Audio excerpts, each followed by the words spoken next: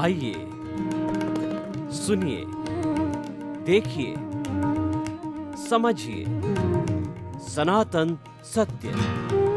जैसी दृष्टि वैसी सृष्टि, दृष्टि विज्ञान। कुदरत, कुदरती रचना एवं कुदरत के कानून से शाश्वत सुख की प्राप्ति। जोधपुर के परम पूज्य महात्मा उपासक प्रोफेसर डॉक्टर सोहन राज तातेड़ के निर्देशन में सनातन सत्य। जैसी दृष्टि वैसी सृष्टि, दृष्टि विज्ञान।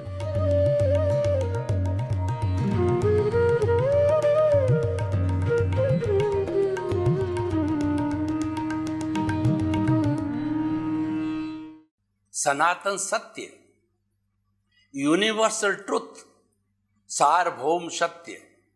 इस कॉस्मोस की अल्टीमेट रियलिटी क्या है वो हम आपको बताना चाहते हैं। क्यों बताना चाहते हैं? कि हम आपको दृष्टि विज्ञान देना चाहते हैं। आपकी जो रॉन्ग बिलीफ है उसको समाप्त करके और राइट बिलीफ के अंदर बदलना चाहते हैं। आपकी जो नकारात्मक सोच जो है वो गलत दिशा में जा रही है, उसको सही दिशा में हम सकारात्मक सोच दे करके और आपको समृद्ध करना चाहते हैं, आपके जीवन को अच्छा बनाना चाहते हैं। सनातन सत्य का उद्देश्य यही है कि हमारा वर्तमान का जीवन और भविष्य का जीवन पारलौकिक जीवन होता है। वह सनातन सत्य, सनातन सुख, शाश्वत सुख, वो ब्लिस को प्राप्त करे। क्योंकि हमारे भीतर ब्लिस देने वाला तत्व, चेतन तत्व मौजूद है। उसका गुण ही ब्लिस है। उसके गुण को हम उद्घाटित करके और अनावृत करके और आपको उसके गुणमय बनाना चाहते हैं। हम इस कार्यक्रम के तहत जो अलग अलग विषयों का चयन करते हैं जिससे कि ये सनातन सत्य कार्यक्रम उजागर हो जावे।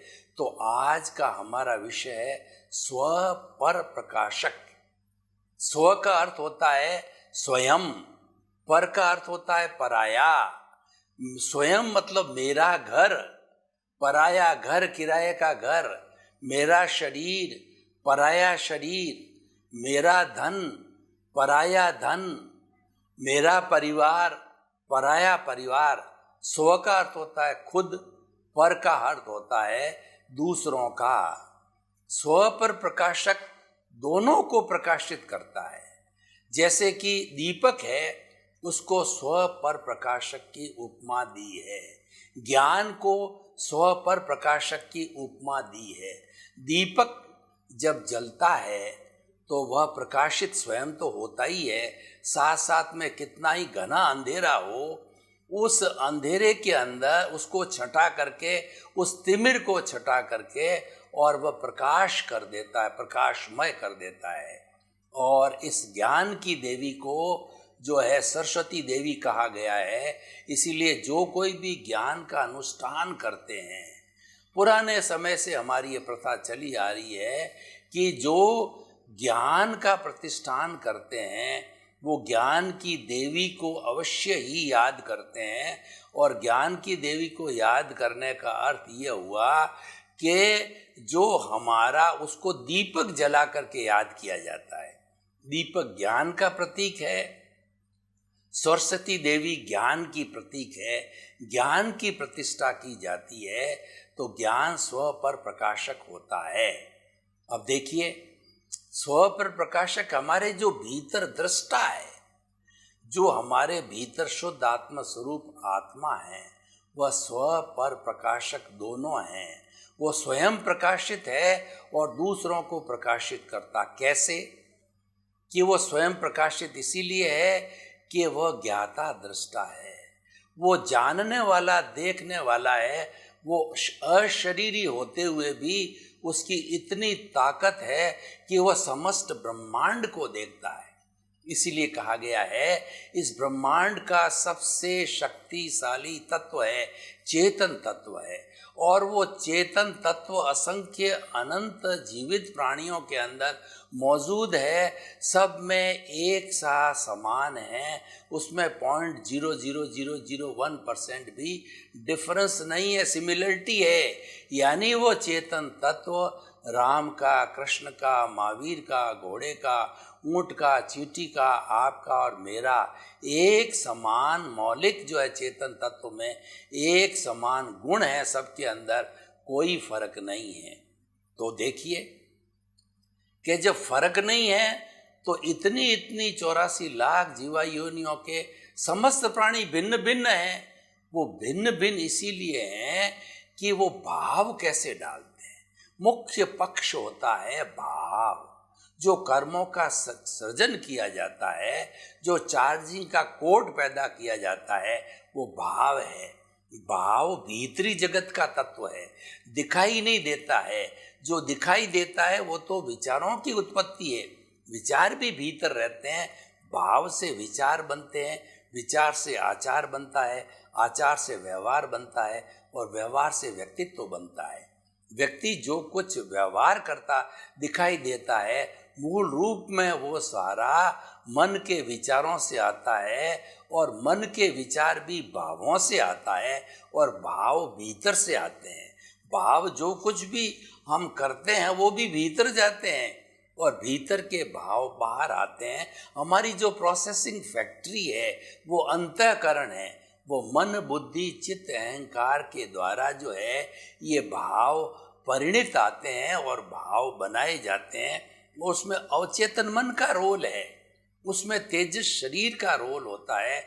सारा भावों का रूपांतरण है वो जो तेजस शरीर में होता है, अवचेतन मन में होता है।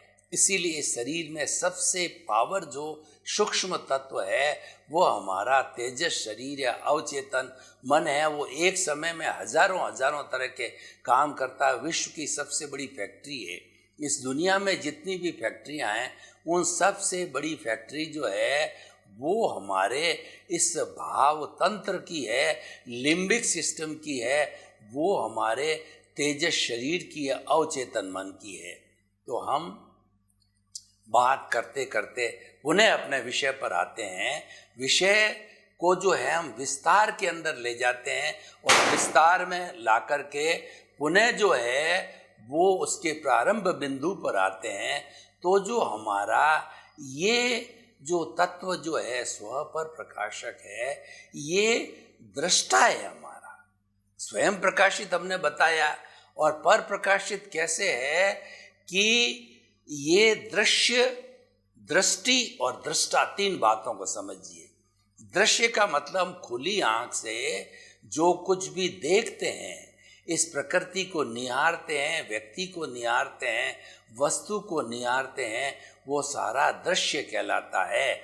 वह जो कुछ भी हम निहारते हैं वो हमारे इस पटल पर जो है एक चित्र बन जाता है और उस चित्र के माध्यम से जो है हम उस दृश्य को देख लेते हैं। ये तो दृश्य हो गया।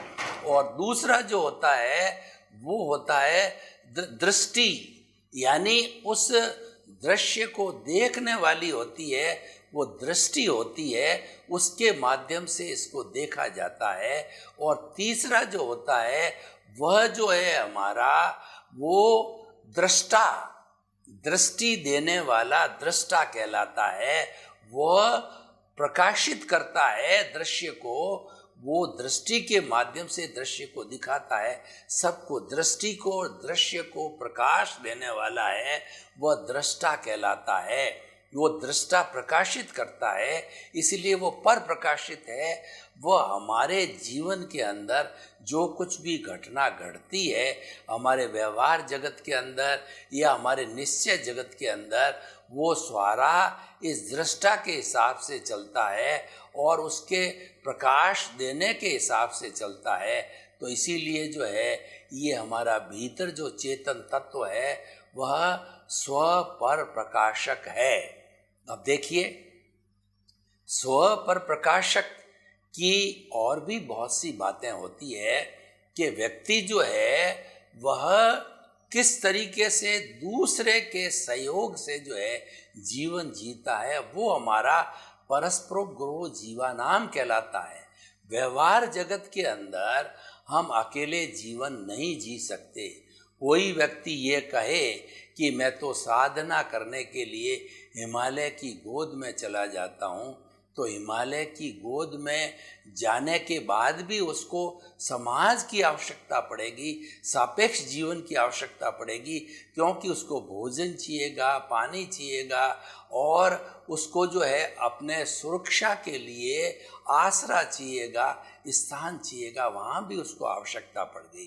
तो अब देखिए, जो सहयोग करता है वह एक तरीके से पर प्रकाशक हो जाता है व्यवहार जगत के अंदर, और जो स्वयं की मदद करता है, यानी वो जितना अच्छा सोचता है, जितना अच्छा जो है वो ग्रहण करता है, और वो नकारात्मक जो है भावों को हटा करके सकारात्मक बनता है, वह सारा जो होता है वह पर प्रकाशक के कारण होता है।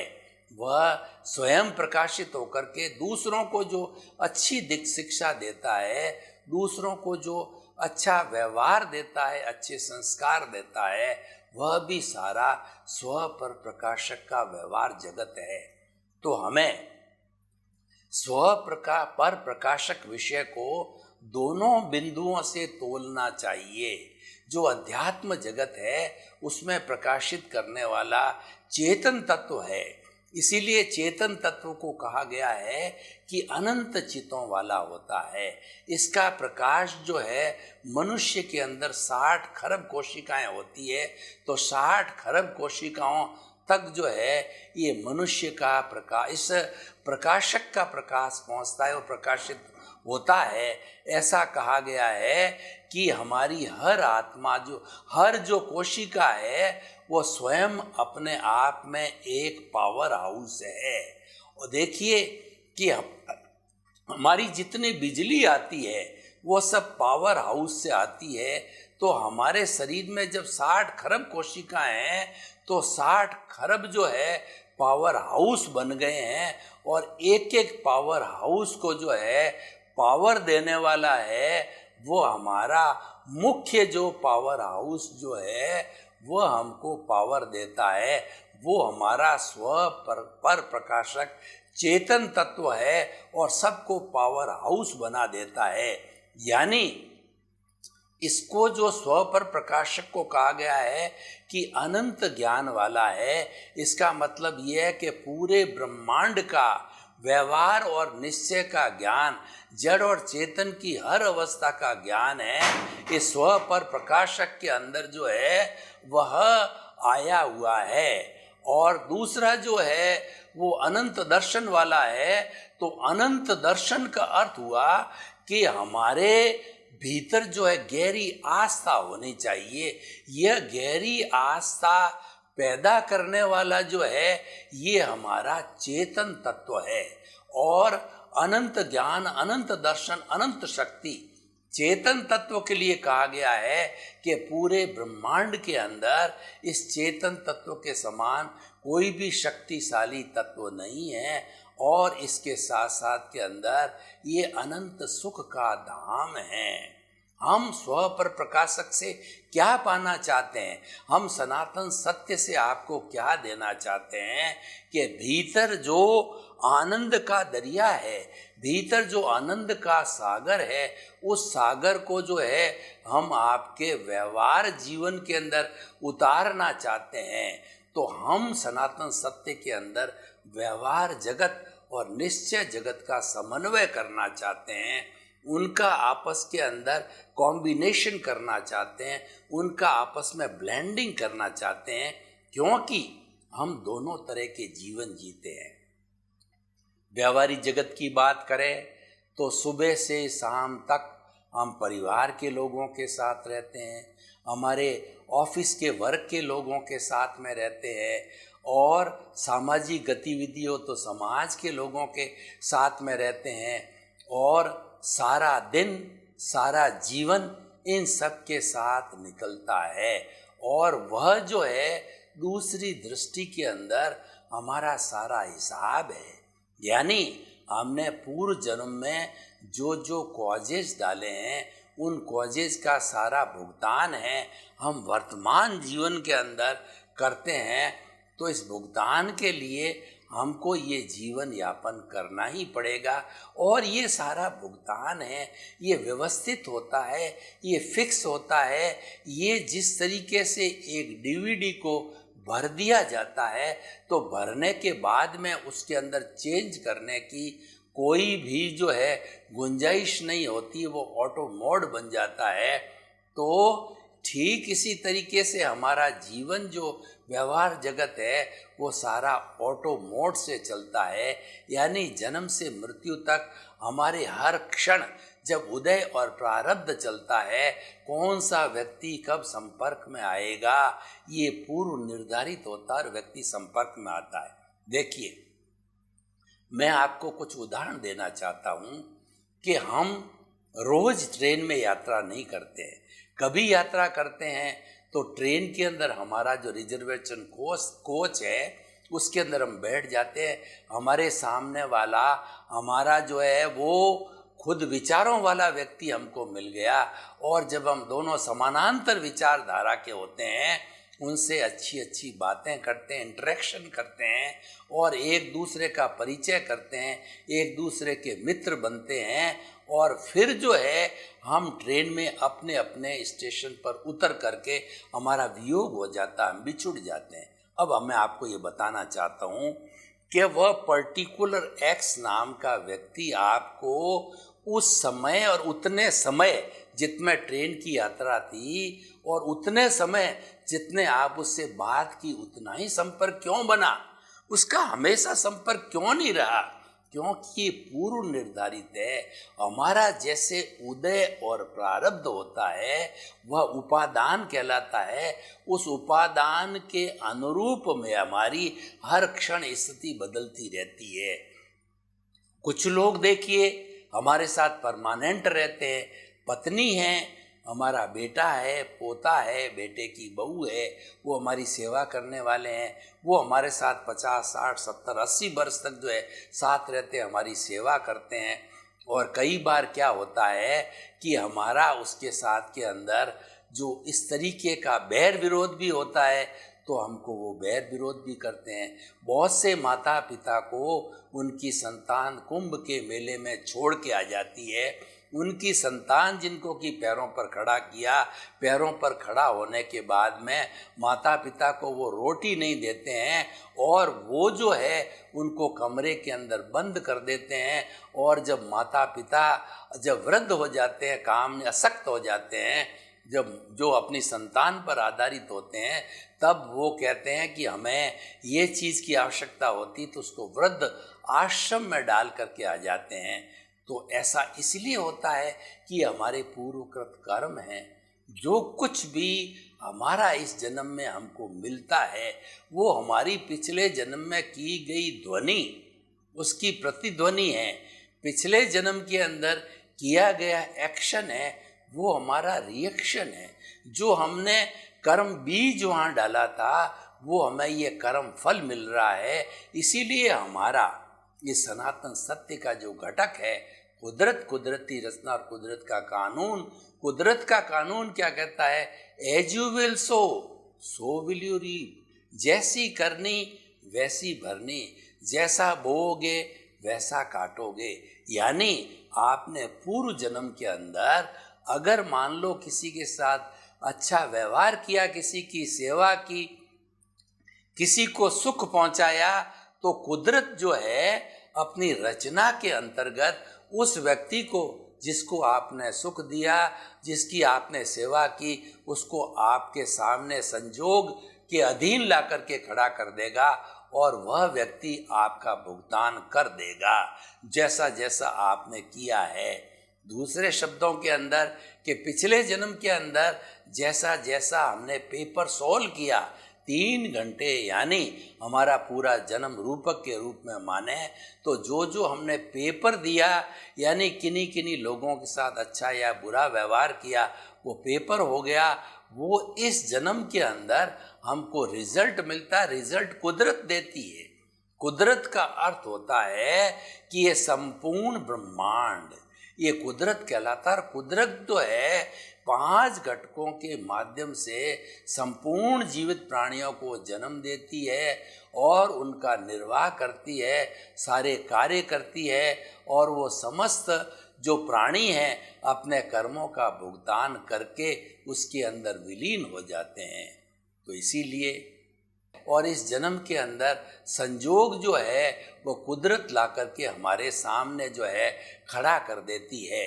तो इसीलिए बहुत ही सुंदर विषय जो हमारा है, स्व पर प्रकाशक। आप भी स्व पर प्रकाशक बनिए। स्व पर प्रकाशक को मैं कई रूपों के अंदर प्रस्तुत कर रहा हूँ। स्व का मतलब आप भीतर अच्छा चिंतन कीजिए, और प्रकाशक का मतलब है वैसा चिंतन, वैसा व्यवहार दूसरे के साथ कीजिए। जैसे कि आप भीतर ये सोचिए कि जगत के समस्त जीव जो है वह निर्दोष है, किसी के अंदर दोष नहीं देखना है। जगत के समस्त जीव निमित्त है, मैं भी निमित्त हूँ और समस्त जीव निमित्त है, कोई करता नहीं है, सबको अकर्ता समझना चाहिए। ये भाव हमारे भीतर पैदा करें, हम भीतर मैत्री का भाव पैदा करें कि जगत के सब जीवों के साथ में मेरी मित्रता होनी चाहिए, मेरा कोई दुश्मन नहीं है। ये मैत्री का भाव जो है हमारे भीतर आना चाहिए। ये स्व की बात हो गई है। अब इसको पर से कैसे जोड़ा जाए, पर कैसे प्रकाशित हो कि आपका अनुभव है वह आप दूसरे के साथ में शेयर कीजिए कि आपने किसी को दोषी नहीं माना तो आप, क्योंकि आप अधिकारी हैं। आपका जो व्यक्ति अनुभव करता है, जो व्यक्ति चरित्र का पालन करता है, जो व्यक्ति कोई चीज़ को हृदयंगम और आत्मसात करता है, वह दूसरे को कहने का अधिकारी हो जाता है। तो इसीलिए हमें दूसरे को जो है अच्छे गुण देने चाहिए। हमारे भीतर जो गुणों का हमने संग्रह किया है, भीतर जो हमने अनुभव किया है, वो हमें शेयर करना चाहिए। ये स्व पर प्रकाशक की बात हो गई। दूसरा ये है कि हमें जो है वो किसी के प्रति बुरे भाव नहीं रखना चाहिए।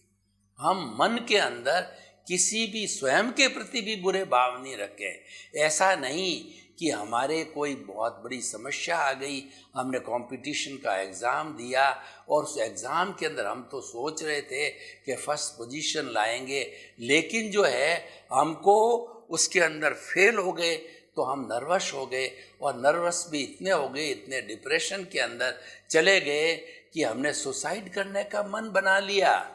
ऐसा कार्य जो है हमको स्वयं के प्रति भी बुरा नहीं सोचना चाहिए और किसी के प्रति बुरे भाव नहीं लाने चाहिए, क्योंकि हमको अधिकार नहीं है। इस संसार में जितने भी जीव जीते हैं वो अपने कर्मों के अधीन जीते हैं, उसमें हमारा कोई भी कंट्रीब्यूशन नहीं है। तो हम जो है उसके प्रति बुरे भाव रखने के अधिकारी कहाँ से हो गए? तो हमें बुरे भाव किसी के प्रति नहीं रखना का मतलब हम स्वप्रकाशित हो गए। और परप्रकाशित का अर्थ ये है, अगर व्यक्ति जो है वो किसी भी, कहना चाहिए, कठिन परिस्थिति के अंदर है, वह दुख में है, तो हमें ये चिंतन करना चाहिए कि इसका दुख जो है दूर करने में मैं कैसे सहयोगी बन सकता हूँ। तन के जरिए, मन के जरिए और धन के जरिए। दूसरे शब्दों में हम ये कहना चाहते हैं कि हमारी भारतीय संस्कृति में जो परोपकार की भावना है, ये स्व पर प्रकाशित करने वाली भावना होती है। अगर हम अपने प्रति अच्छा चिंतन करते हैं, पॉजिटिव थिंकिंग रखते हैं, थिंक पॉजिटिव करते हैं, डू पॉजिटिव करते हैं, तो ये बी पॉजिटिव भाव जो है ये पर प्रकाशक होता है। ये दूसरों को भी अच्छा बना देता है। कहा गया है कि man is known by the company keeps. व्यक्ति संगत से पहचाना जाता है कि हमारी उठक बैठक किसके साथ में है। आप बहुत बड़े गुणी व्यक्ति हो, बहुत बड़े ज्ञानी हो, लेकिन जो है आप एक शराबी के पास में ज़्यादा समय बैठते हो तो लोग आपको गलत निगाह से देखेंगे, बुरी भावना से देखेंगे, क्योंकि आपकी संगत है वो शराबी की संगत होती है। तो इसीलिए हमें जो है वो ऐसे गलत लोगों की संगत नहीं करनी चाहिए। जबकि आप में कुछ कमी है, थोड़ा बहुत जो है आप में अज्ञान है, लेकिन आप ज्ञानी के पास में बैठते हो, ज्ञानी से आप विचार विमर्श करते हो, ज्ञानी से ज्ञान लेते हो, तो लोग आपको यही समझेंगे कि यह भी ज्ञानी होगा। तो ये कब होता है कि हम स्वयं प्रकाशित, भीतर हमारे अच्छे विचार होते हैं और हमारे में ललक होनी चाहिए, गुण लेने की ललक होनी चाहिए। जब व्यक्ति स्व पर प्रकाशक होता है, गुण को ग्रहण करना और गुण को लेना दोनों मिलने से व्यक्ति स्व पर प्रकाशक होता है। स्व और पर जो है दोनों मिलकर के होलिस्टिक होते हैं। और ख़ास तौर से जो व्यवहार जगत होता है उसके अंदर अकेला कोई काम नहीं होता है। व्यवहार जगत में कहा जाता है अकेला चना भाड़ नहीं फोड़ सकता है। क्या आप एक हाथ से ताली बजा सकते हो? कभी ताली नहीं बजती है। इसीलिए जो ये संसार जितना बना है ये द्वेष से बना है, दो या दो से अधिक असंख्य अनंत चीज़ों से, असंख्य अनंत विचारों से बनाया है और इसका संचालन माया करती है। ऐसा क्या मतलब? माया का मतलब विविधता। जब बहुत से लोग इकट्ठे होते हैं तो मुंडे मुंडे मतिर भिन्ना, उसके अंदर विविधता ऑटोमेटिकली आ सकती है और मतभेद भी पैदा हो सकता है। लेकिन जो स्व पर प्रकाशक का सिद्धांत जानते हैं, मनोभेद कभी भी नहीं होना चाहिए। मतभेद हो सकता है क्योंकि अपनी अपनी सोच अलग होती है। ये ज़रूरी नहीं है कि अलग जिस व्यक्ति का जो सिद्धांत है, जिस व्यक्ति का जो धर्म है, आइडियोलॉजी, मैं उसका पालन करूं, ये जरूरी नहीं इसको मतभेद कहते हैं।